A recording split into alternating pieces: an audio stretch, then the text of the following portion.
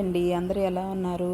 ఈరోజు మా ఇంట్లో మా అమ్మాయికి మాత్రమే పెద్ద ఇడ్లీ. ఒక్కొక్కళ్ళు ఒక్కొక్క రకమైన టిఫిన్స్ తింటున్నారు. ఈవినింగ్ అన్నీ చేయలేక నా పని అయిపోతుంది.